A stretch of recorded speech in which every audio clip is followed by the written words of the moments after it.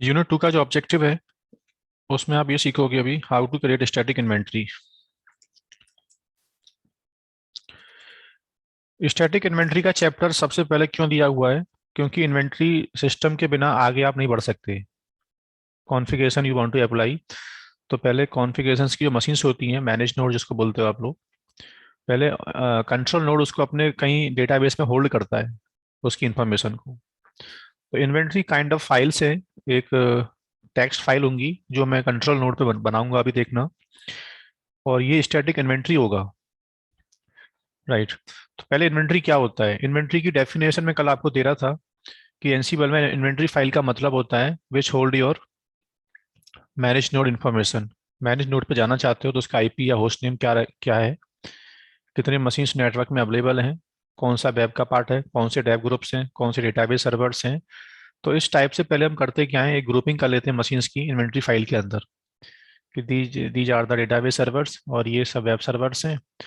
आगे जब हमको टास्क पुश करना होगा तो फिर इन्वेंट्री फाइल को हमें यूज करना पड़ता है टास्क को पुश करते टाइम पे। इन्वेंट्री सिस्टम दो टाइप का होता था, कल मैं आपसे बोल रहा था। लेकिन जो सेकंड चैप्टर है इसमें पहले पढ़ेंगे हम लोग स्टैटिक इन्वेंट्री, राइट। उसके बाद स्टैटिक इन्वेंट्री जब बनाओगे आप लोग तो लिनक्स आप पढ़ के आए हो, आपने सुना होगा हर एक चीज़ का एक पाथ होता है। नेटवर्क की फाइल यहाँ होती है, और इसकी फाइल यहाँ है, इसकी फाइल यहाँ, सूडो की फाइल यहाँ होती है, कॉन्टेव की फाइल यहाँ होती है। इसी तरह जब एनसीबल पढ़ रहे हैं हम लोग तो एनसीबल का भी अपना कोई कॉन्फ़िगरेशन एरिया होता ही है। एनसीबल ये कहता है लेकिन इन्वेंट्री वाले केस में कि इन्वेंट्री का ऐसा कोई स्टैंडर्ड पाथ डिफाइन नहीं है बाय डिफॉल्ट।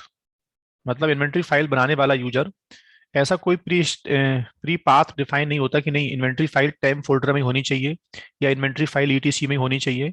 इन्वेंट्री फाइल का नाम और पाथ ये डिपेंड करता है एनसीबल एडमिन के ऊपर कि वो किस पाथ में और किस नाम से इन्वेंट्री फाइल बिल्डअप करना चाहता है, राइट। तो इसका मतलब इन्वेंट्री का पाथ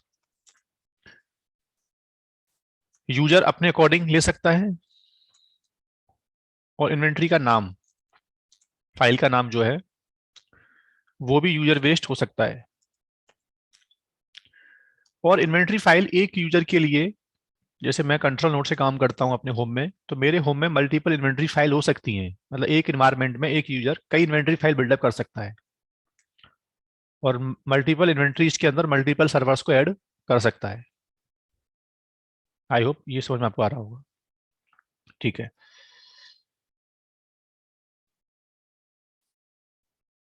तो प्रैक्टिकल पे आते हैं। प्रैक्टिकल में अब मैं किसी भी नोड पे काम कर सकता हूँ, ये मैटर नहीं करता, टॉपिक सेम चलना है। तो मैंने क्या किया, यहाँ पहले आपको दिखाने के लिए, ये मेरे क्लाउड का मशीन है,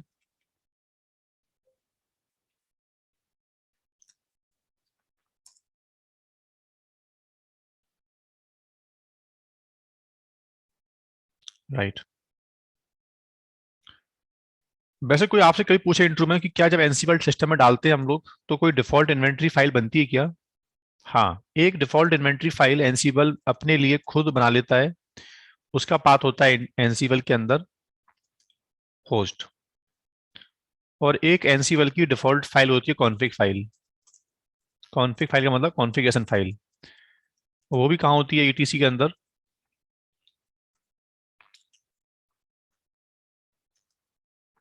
सर आपने डिफॉल्ट इन्वेंट्री को यूज क्यों नहीं किया? मैं यूज नहीं कर सकता, उसके दो रीजन है। पहला रीजन है कि फाइल रूट में पड़ी है, मैं एक नॉर्मल यूजर हूं, और नॉर्मल यूजर ईटीसी की फाइल राइट नहीं कर सकता। चलो मेरे पास परमिशन होती भी फाइल में राइट करने की, तो एक कंट्रोल नोड पर अगर चार टीम काम करती हैं तो एक ही फाइल में सब लोग राइट कैसे करेंगे फिर? मेरे अलग सर्वर से हैं, मैंने अपना इन्वेंट्री बना लिया, तुमने आके उनको आईपी को निकाल दिया वहां से। तुम्हारा कुछ और टास्क है वेब ग्रुप के ऊपर, मेरा कुछ और टास्क है वेब ग्रुप के ऊपर। तो एक फाइल को सब यूज नहीं कर सकते, और इसको यूज करने के लिए हमें राइट परमिशन होनी चाहिए। तो मैंने बोला कि ठीक है, डिफॉल्ट इन्वेंट्री क्या है मैटर नहीं करता, एनसीबल कहता है एक काम करो, इन्वेंट्री का पाथ अपना आप बना सकते हो, कोई मैटर नहीं करता। जैसे लिनक्स में आपको मालूम होगा, एक फाइल होती है डॉट बेस आरसी, आपके होम में पड़ी होती है, और एक फाइल होती है ईटीसी के अंदर बेस आरसी।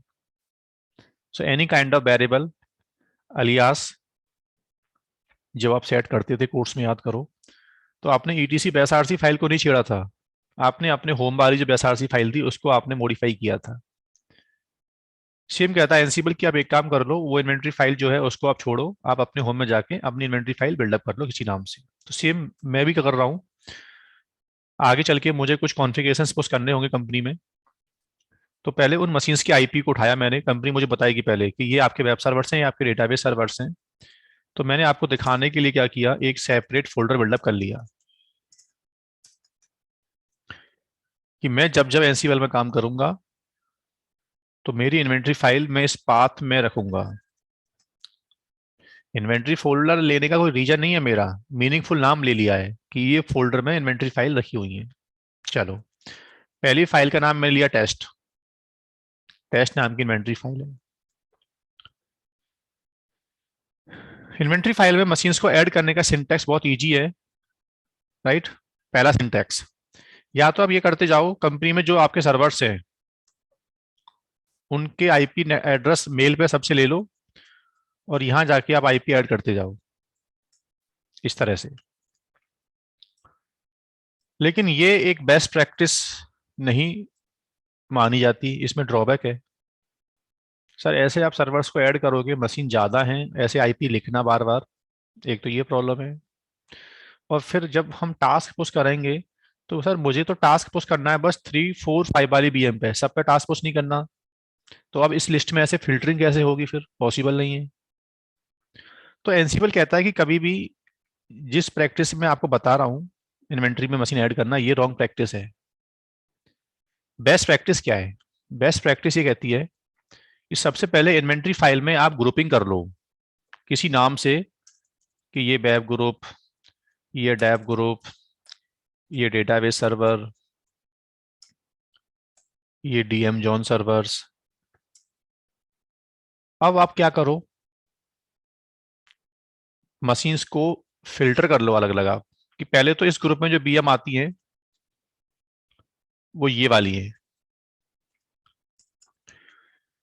इस ग्रुप में जो बीएम्स आती हैं वो system1.example.com, system2 इसमें जो मशीन्स आती हैं वो db0.example.com, राइट। इससे एक प्रॉब्लम दूर हो गई है कि सर आगे चल के जब आप टास्क पोस्ट करोगे, तो अगर आपको कोई भी कॉन्फ़िगरेशन डेव पे चलाना है, मतलब system1 system2 पे चलाना होगा, तो वहाँ बार बार सिस्टम के नाम देने की नीड नहीं पड़ने वाली। अब मुझे, मैं सिर्फ डेव नाम लिखूंगा और ऑटोमेटिकली मेरा टास्क डेव में जो बीएम्स आती होंगी उनमें अप्लाई हो जाएगा अपने आप। लेकिन एक प्रॉब्लम आज भी है, सर किसी एक ग्रुप में मशीन ज्यादा है बहुत,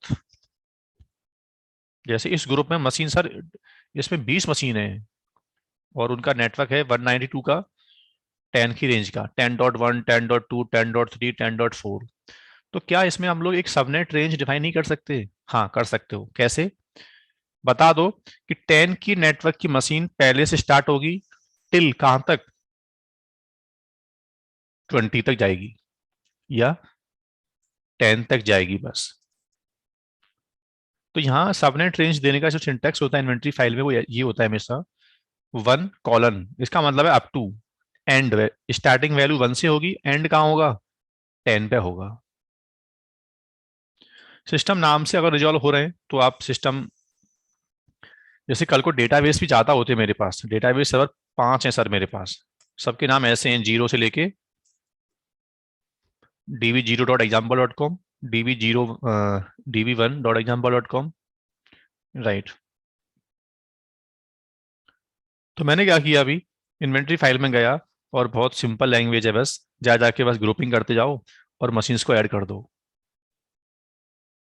मैंने फाइल को सेव किया, मैं यहाँ से बाहर आ गया।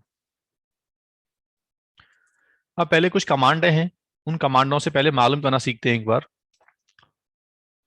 कि ये इन्वेंट्री फाइल जो मैंने लिखी है ये as per the Ansible syntax ये वैलिड है कि नहीं, इसमें कोई मिस्टेक तो नहीं की मैंने, क्या मेरा एनसीबल इस इन्वेंट्री फाइल को पढ़ पा रहा है कि नहीं पढ़ पा रहा है। राइट, सबसे पहली कमांड एनसीबल मालूम करो वेब ग्रुप में, वेब एक ग्रुप का नाम है, कितने होस्ट एडेड है उनकी लिस्ट दिखाओ। एनसीबल बोल रहा है कोई होस्ट एडेड ही नहीं है, जबकि ऐसा तो नहीं है, हमने वेब ग्रुप बनाया है उसमें, और उसमें मशीन्स भी क्या है, एडेड है। ऐसा क्यों हो रहा है? क्योंकि एनसीबल ये कहता है कि when ever user they created custom inventory but I am not aware, मैं उसके बारे में अवेयर नहीं हूँ, वो इन्वेंट्री आपने कहाँ बिल्डअप की है, उसका पाथ क्या है, उसका नाम क्या है। क्योंकि मैं तो अपनी इन्वेंट्री पढ़ता हूँ हमेशा बाई डिफॉल्ट, जो कहाँ होती है,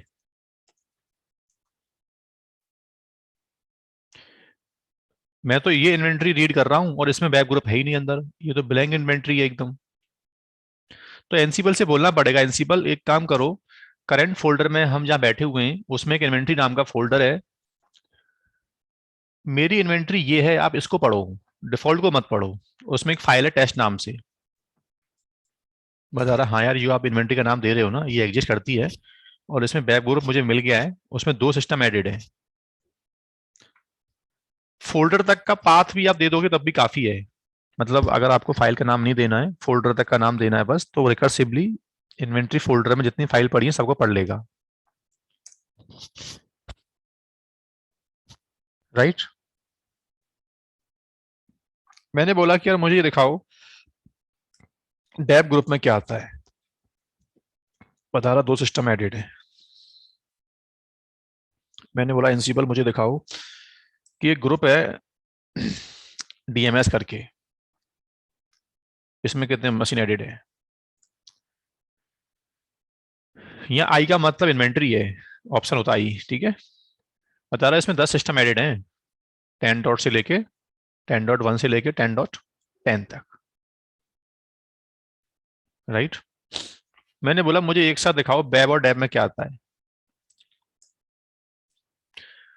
आई थिंक मैंने वेब का नाम गलत दे दिया है, बता रहा 2 सिस्टम तो आपके, टोटल 4 सिस्टम एडेड है वेब और डेव को मिला के। राइट, सर मुझे एक साथ सभी देखने तो, ऑल, ऑल का मतलब होता है कि इस इन्वेंट्री फाइल में टोटल जितनी मशीन लिस्टेड है सबको दिखा दो। तो बता रहा है कि टोटल 20 सिस्टम क्या है इसमें एडेड है। राइट, कल ऐसा हुआ कि इन्वेंट्री थोड़ी सी कॉम्प्लिकेट होती आ रही है अब, तो मैं अगर मुझे लगा तो मैं एक नई इन्वेंट्री फाइल बिल्डअप कर सकता हूँ। राइट, और इसमें मैं नए मशीन्स को भी ऐड कर सकता हूँ। तो इस प्रैक्टिकल से हमने ये देखा कि एक इन्वायरमेंट में मल्टीपल इन्वेंट्री फाइल हो सकती हैं। राइट ना,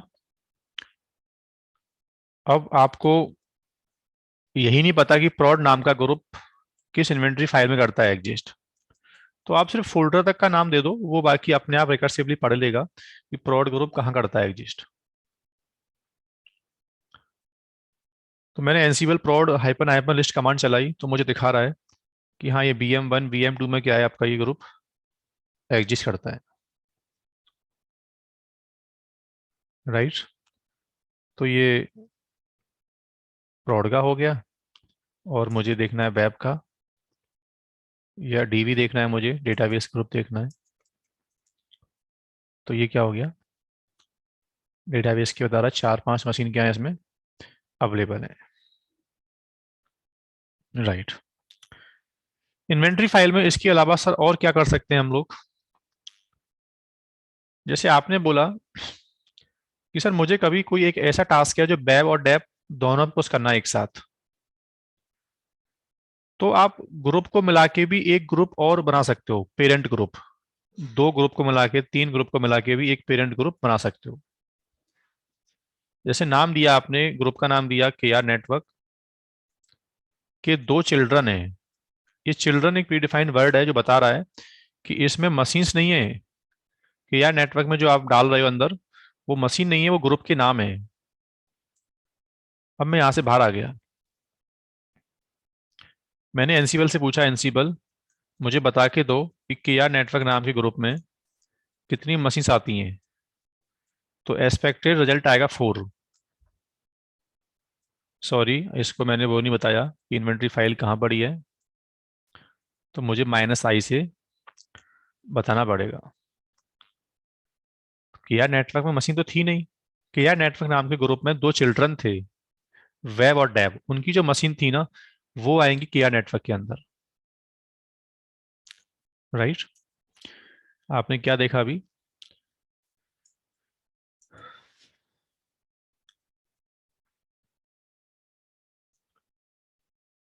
VM hyphen,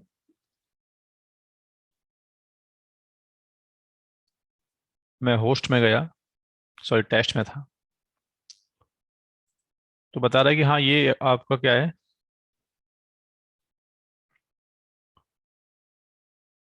K R network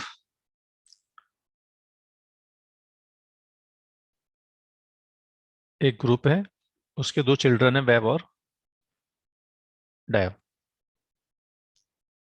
got it. Right. अभी यहाँ तक का कुछ क्वेरी है आप लोगों का? तो आप क्वेरी करो, फिर आगे बढ़ते हैं इसके बाद हम।